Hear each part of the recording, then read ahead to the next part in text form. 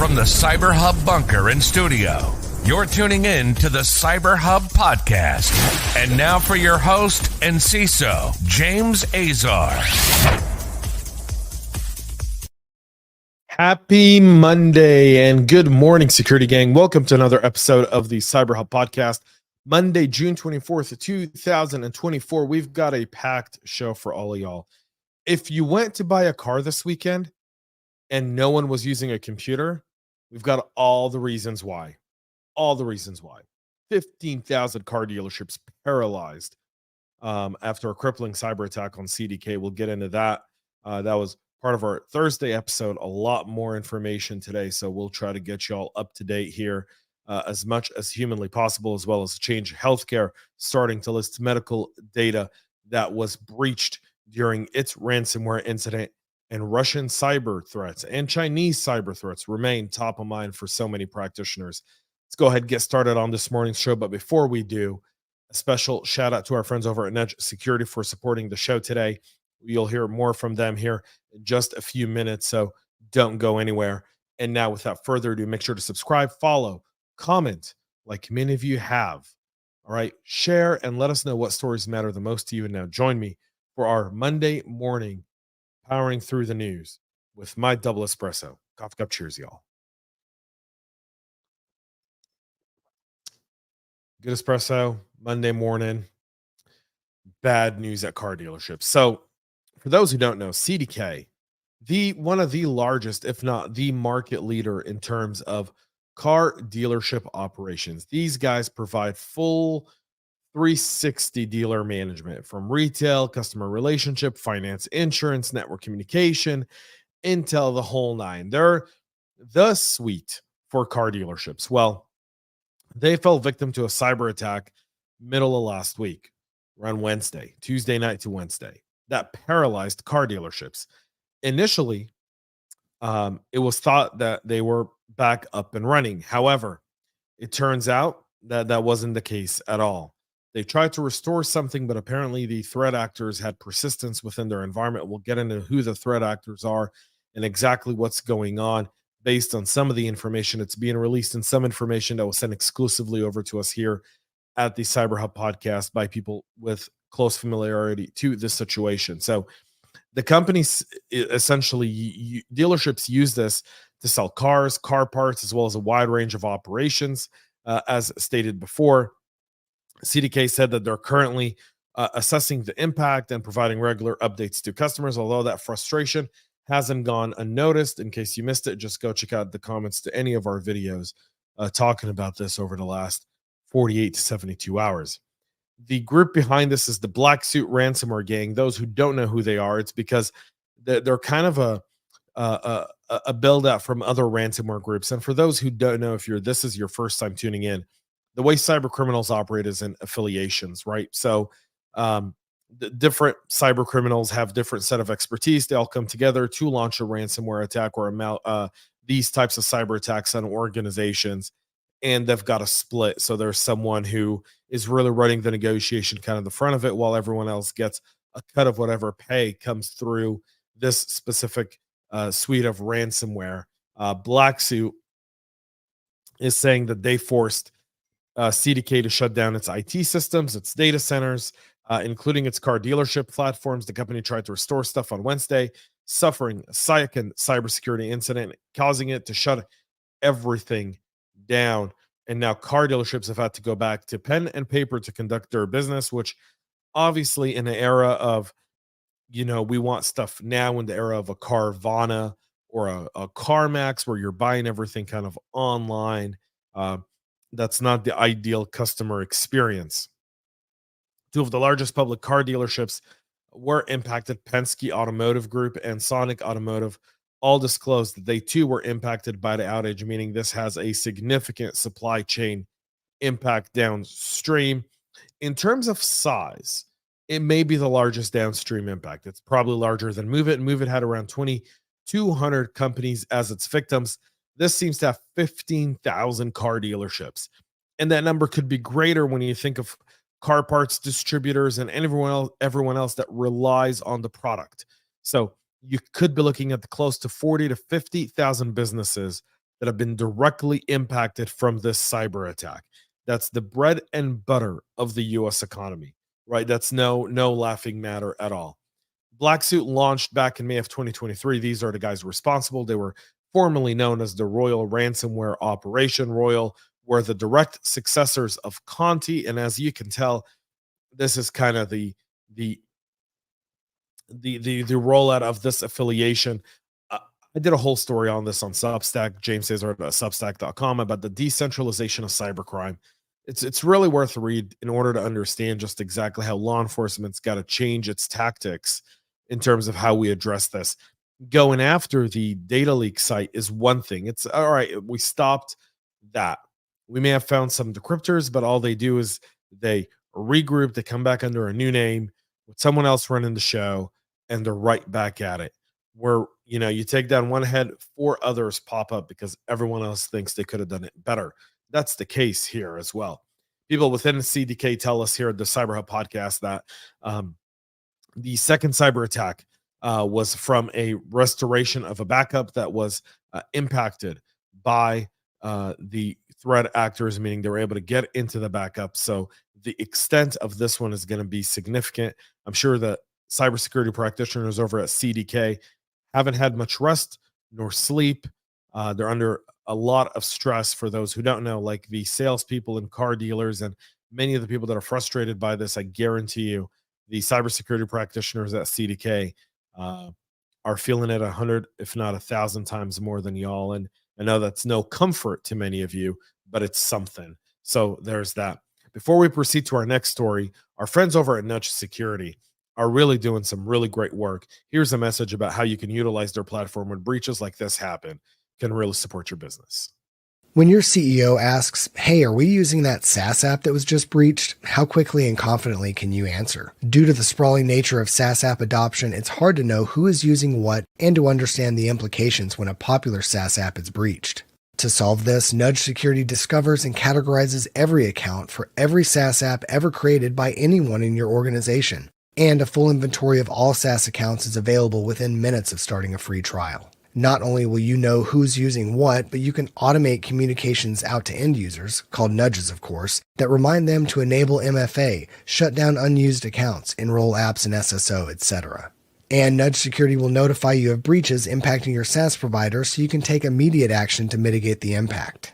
Start a 14-day trial now at nudgesecurity.com/cyberhub. If you haven't done it, nudgesecurity.com/cyberhub. Get your 14-day free trial. I've heard from a lot of you that have done it. It's really giving you some insights. It's a great trial and no credit card required, by the way, for some of those who asked that question as well. CISA, for their end, is notifying participants of its chemical facility anti-terrorism standards program that PII and user accounts may have been compromised after the chemical security assessment tool was hacked back in January of this year. The attackers exploited the Avant to Connect Secure Appliance Zero Day to access CISA's tools only days after the agency had released an alert on the same vulnerability. The incident, which came to light in early March, is set to potentially impact more than 100,000 individuals. It's being considered a major incident under FISMA. CISA now said it found no evidence that the attackers exfiltrated any data from its systems, but some information was accessed by the attackers. However, they likely accessed top screen surveys, security vulnerability assessments, site security plans, personal surety program submissions, and CSAT user accounts. All of those contain sensitive information, which could give them insights into the vulnerabilities at those sites and put those chemical facilities at direct danger. Imagine a meltdown at one of those and the damage it could do not only to the environment, but to the citizens around it. The potential compromised information, CISA said, includes names, date of birth, citizenship, gender, alias, place of birth, passport number, and other details submitted by employers. Names, titles, business addresses, business phone numbers were also accessed from the compromised CSAT user accounts. CISA said it does not collect the address or contact information of vetted individuals and is requesting chemical facilities to notify the affected people of their breach. So all information was encrypted, and that's controlling the limited or likelihood of lateral access. Still, that's significant. Change Healthcare, as parent company United Healthcare, is confirming for the first time what types of medical data and patient data was stolen in the massive ransomware attack on Change Healthcare. Data breach notifications started will be mailed here in just about a week or so. On Thursday, the company published a data breach notification warning that the ransomware attack exposed a substantial quantity of data and a substantial proportion of people in America. United Healthcare has not explicitly shared how many people were affected, although CEO Andrew Whitty stated during a congressional hearing that maybe a third of all Americans' health data was exposed in the account. According to some of the stuff released, they're saying that health insurance information like primary, secondary health plans, policies, insurance companies, member group ID numbers, and Medicaid, Medicare, government payer ID numbers were all compromised, as well as health information like medical record numbers, providers, diagnosis, medicines, test results, images, care, and treatments, as well as billing claims and payment information like claim numbers, account numbers, billing codes, payment cards, financial and banking information, payments made and balance due, as well as other personal information like social security numbers, driver's license or state ID numbers, or passport numbers. Change Healthcare says that exposed data may be different for each impacted individual, meaning not all but some, all for all, some for all, but all for some. CHC is posting this substitute notice to provide customers and individuals with information about the criminal cyber attack on CHC systems and to share resources available. The company will begin mailing patients a formal data breach notification letter in late July, but may not have mailing addresses for all impacted individuals. But I guarantee you what, they may not have all your mailing addresses, but if you owe them $22.72, they'll find your address and you'll get that letter. But to notify you of a data breach, they may not have a way to physically find your mailing address. See the effort? See it? Do you smell the hypocrisy? All right. The group behind this, Alpha 5, also known as Black Cat, they're the ones behind this attack. So we'll see exactly what happens with the stolen data. Stolen data was the data leak site is set up. So Change Healthcare, for their end, they're saying the attack caused $872 million in losses as of April. That's probably going to reach the billions once it's all said and done. Billions, folks, billions. So there's that. The Los Angeles Unified School District is confirming a data breach after a threat actor stole student and employee data by breaching the company's Snowflake account. Snowflake's data breach earlier this month impacted Santander Bank, Advance Auto Parts, Pure Storage, Ticketmaster, and many others. A joint investigation by Snowflake Manian and CrowdStrike revealed that the threat actor, tracked as UNC 5537, used stolen customer credentials to target at least 165 organizations that didn't configure MFA protections on their Snowflake accounts. On June 18th, Spider, who's selling data from previous attacks, also began selling the LA Unified data for $150,000, claiming it was stolen from Snowflake. It includes name, address, family name, demographics, and financials of students, including grades and GPA, medical and student disability information, discipline details, and parent and student online login details. All of that data is being offered for $150,000 on their leak site as well. Hundreds of PCs and server models that use the Intel processors could be impacted by a high-severity vulnerability found in the Phoenix Technologies Secure Core UE5 firmware solution, CVE 2024-0762. It's been given a really UFI can has buffer overflow, was discovered by an automated analysis system developed by Eclipsium. The security hole could be exploited by a local attacker to escalate privileges and execute arbitrary code within the UFI firmware during runtime. Eclipsium warned that this type of vulnerability may be leveraged by threats such as the Black Lotus rootkit. The vulnerability exemplifies two characteristic traits of IT infrastructure supply chain incidents: high impact and broad reach. This firmware is some of the most high-value code on modern devices, and any compromise of the code can give attackers full control and persistence. An investigation shows that the vulnerability is related to an unsafe variable in the trusted platform module configuration. The vulnerable Secure Core UFI firmware runs on multiple Intel mobile desktop and server processors used by Lenovo, Acer, Dell, and HP, to name a few. The Phoenix Technology addressed the vulnerability in an advisory published in May of this year, confirming the firmware running on Intel processor families like Elder Lake, Coffee Lake, Comet Lake, Ice Lake, Jasper Lake, Cabby Lake, Meteor Lake, Raptor Lake, Rocket Lake, Tiger Lake are all impacted. They've also patched it and started deploying the patch to their products, so beware of that. Threat actors are leveraging a public proof of concept code in first attempts to exploit a recently patched SolarWinds ServView vulnerability, according to Greynoise. CVE 2024-28909-5 is a high-severity directory traversal vulnerability that would allow attackers to read sensitive files on the host machine.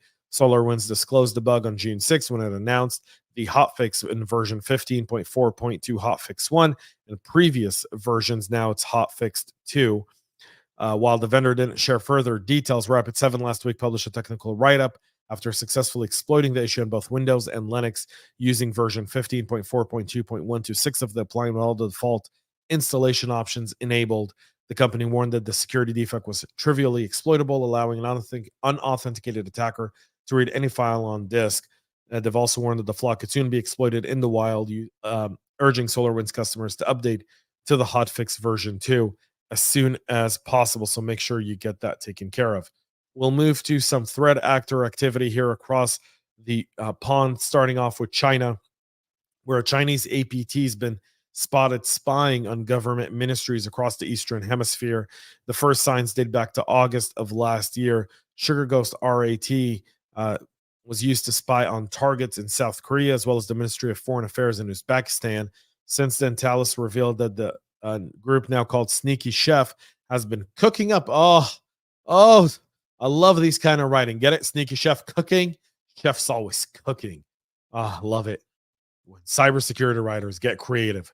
So apparently they've been also targeting the ministries of foreign affairs for Angola, India, Kazakhstan, Latvia, and Turkmenistan, the ministries of agriculture and forestry and fisheries and marine resources in Angola, and the Saudi Arabian embassy in Abu Dhabi. Thales hasn't attributed to the government itself, although there's a lot of familiarities with Chinese APTs and something to be mindful of. We move to Russia, where an investigation into the ransomware attack on London hospitals that left hospitals crippled in the city. The NHS is now saying it could take weeks to complete the investigation as concerns grow over reported data dump of patient records. So the attackers affected King's College and Guy's and St. Thomas Hospital Trust, which runs several South London hospitals, as well as clinics and doctor practices across most of the city. A memo to staff called it a critical incident, said it has major impacts on services, particularly blood transfusion.